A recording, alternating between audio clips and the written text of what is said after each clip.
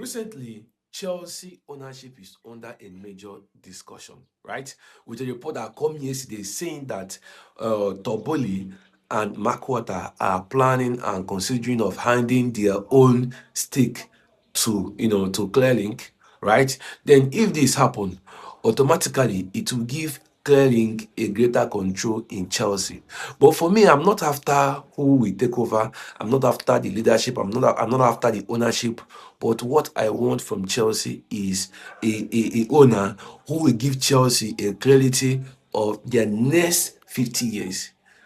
I want a leader who will take Chelsea to another level. But remember, this is just a leaked discussion. A leaked discussion, right? So it's ongoing. They have not concluded whether if they will hand over, but this is just a clarity of what might happen tomorrow, right?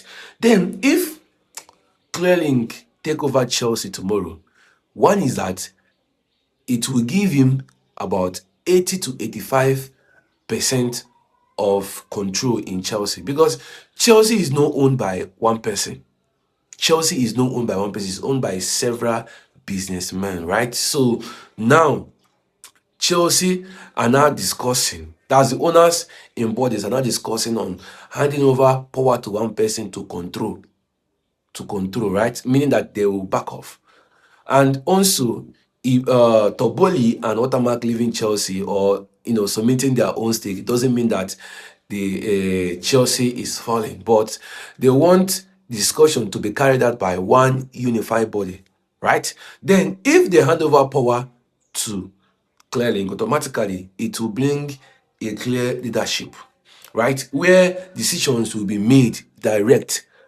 Because this time now, if they want to make a decision, first, this one will come, this one will come, and both of them will put heads together to make decisions, right? Some will agree and some will not agree, right? But when a club is under one person's, property, then it will give the club a total go ahead, leadership decisions.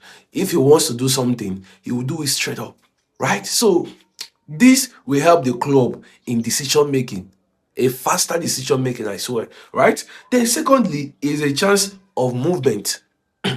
If Clearlink becomes the new owner of Chelsea, then it will give Chelsea a high chance of moving on immediately. Because I believe for Clearlink to be a new leader of Chelsea or the owner of Chelsea, we give Chelsea a greater opportunity of moving forward, like doing what he wants to do, because he has plans already.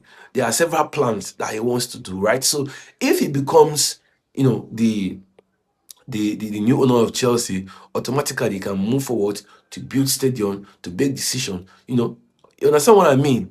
Then, secondly, is that I want a leader who will portray stability, who will bring stability in the club.